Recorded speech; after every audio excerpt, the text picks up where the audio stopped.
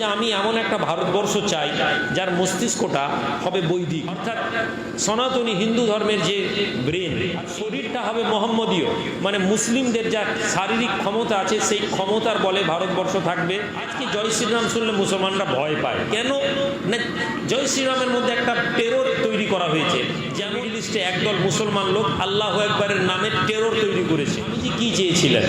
স্বামী বিবেকানন্দ বলছেন যে আমি এমন একটা ভারতবর্ষ চাই যার মস্তিষ্কটা হবে বৈদিক, অর্থাৎ সনাতনী হিন্দু ধর্মের যে ব্রেন, এই ব্রেনটা তিনি বলছেন আমি চাই যে হিন্দু রাষ্ট্রের মস্তিষ্ক হবে বৈদিক আর শরীরটা হবে মোহাম্মদীয়, মানে মুসলিমদের যা শারীরিক ক্ষমতা আছে সেই ক্ষমতার বলে ভারতবর্ষ থাকবে আর পরিচালনা করবে যে ব্রেনটা হচ্ছে সনাতনী হিন্দু মানুষদের মাধ্যম থেকে।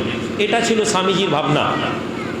আজ স্বামীজিকে একটি নির্দিষ্ট একটা সংগঠনের লোক স্বামীজিকে নিয়ে তারা কি করছে না, স্বামীজিকে নিয়ে তারা একটি সাম্প্রদায়িক রূপকে দিচ্ছে। যেমন আজ শ্রীরামচন্দ্রকে যদি আপনারা দেখেন, শ্রীরামচন্দ্র কে ছিলেন 10 বছর আগে? শ্রীরামচন্দ্রকে যে অ্যাপিয়ারেন্সে রাখা হয়েছিল আজ শ্রীরামচন্দ্র সেই আর অ্যাপিয়ারেন্সে নেই। আজকে জয় শ্রীরাম শুনলে মুসলমানরা ভয় পায় কেন না?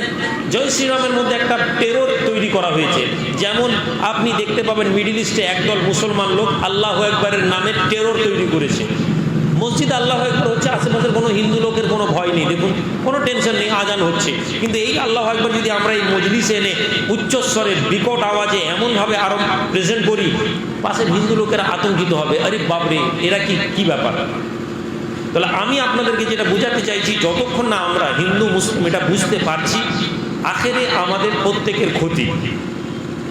স্বামীজি এমন একজন ক্যারেক্টার ছিলেন। স্বামীজির ভাবনাকে যদি আমরা স্টাডি করি, একটি তার মজার ঘটনা আপনাকে বলি। আমার মেয়েকে কালকে স্কুলে সোমবার দিন স্বামীজিকে নিয়ে একটা বক্তব্য আছে, বলছিল আমাকে একটু লিখে দিন। তো স্বামীজির মজার একটা জিনিস আমি পেয়েছিলাম, একজন আমাকে পাঠিয়েছিলেন, ওটাই আমি ওকে ঠিক করে দিয়ে লিখে দিলাম। আপনাদেরকেও এটা বলি, স্বামীজি কে?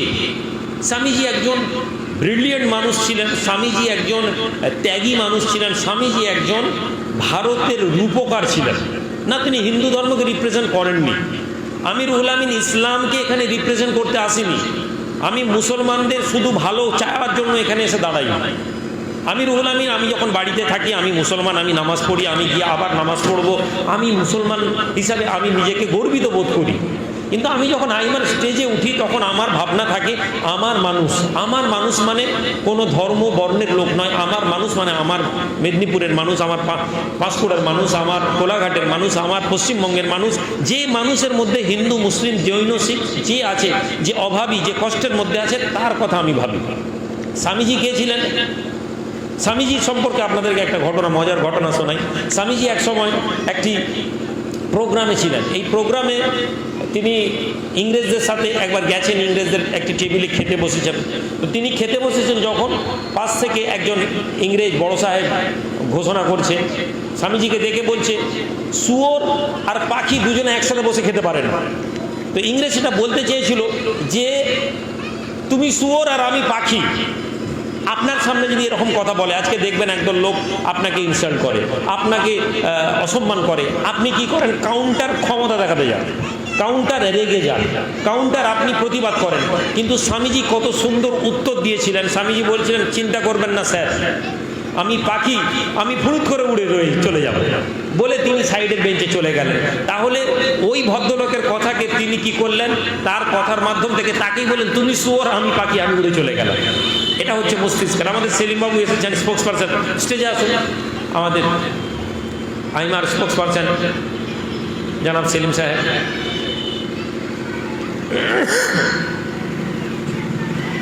দেখুন, আমাদেরকে বিবেচনা, বুদ্ধি, মস্তিষ্ককে চালনা করতে হবে। এই স্বামীজি ওই প্রফেসরের সম্পর্কে ওই সময় ইংরেজদের বিরুদ্ধে তিনি কিভাবে সংগ্রাম, লড়াই শুধু গায়ের জোরে হয় না, লড়াই মস্তিষ্ক দিয়ে করতে হয়। গান্ধীজি আমাদেরকে দেখিয়ে দিয়ে গেছেন। একটা লাঠি হাতে নিয়ে একজন বয়স্ক লোক একটা সাম্রাজ্যকে হিলিয়ে দিতে পারে, আর আপনি সামান্য 30% লোক একটি নির্দিষ্ট ভাবনা নিয়ে আপনাকে বলছে মুসলমানদেরকে তাড়িয়ে দেবো, মেরে দেবো, কেটে দিব, এই ভাবনায় আপনি ভয় পাচ্ছেন। 30% হিন্দু লোক আপনার সাথে আছে, 30% মুসলমানের মধ্যে 5% মুসলমান কেউ হয়তো পাকিস্তান জিন্দাবাদ বলেছে, 25% মুসলমান আজও বলছে আমরা হিন্দু মুসলিম এক থাকবো।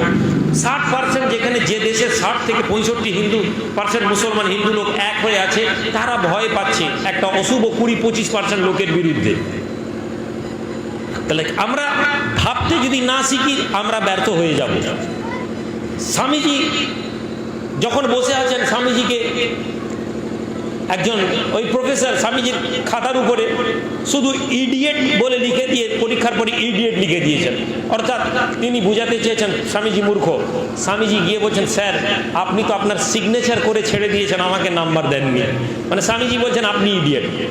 মস্তিষ্ককে ব্যবহার করা আমাদের জন্য খুব জরুরি, যেটা সংখ্যালঘু মানুষ। আমি মাঝে মাঝে ভাবি স্বামীজিও জানতেন যে মুসলমানদের মস্তিষ্ক ভালো না, না স্বামীজি বলতে পারতেন মুসলমানরা কম, তাদের মস্তিষ্ক, হিন্দুরা সংখ্যায় বেশি, হিন্দুদের দৈহিক ক্ষমতা হোক। কিন্তু স্বামীজি বলছেন মোহাম্মদীয় শরীর, সনাতনী মস্তিষ্ক, তার মানে ব্রেনের দিকে হিন্দুরা সবসময় আগে ছিল। স্বামীজিও জানতেন, স্বামীজি জানতেন মুসলমানরা গতরে শক্তিশালী, লাঠা লাঠি মারামারি করতে মুসলমান আছে, মুসলমানরা মস্তিষ্ককেই ব্যবহার করে না। আজকেও কিন্তু একই 100 বছরের ঊর্ধ্বে আজকে দেখুন একই চিত্র আমাদের মধ্যে আছে। আমরা যারা বিশেষ করে সংখ্যালঘু মানুষ, আমাদের ক্যাপাসিটি নেই ভাবার, আমাদের ক্যাপাবিলিটি নেই ভাবার। আমরা সব সময় গায়ের জোরে কোনো কাজ করতে চাই, পরিণতি আজকে আমরা পিছিয়ে রয়েছি।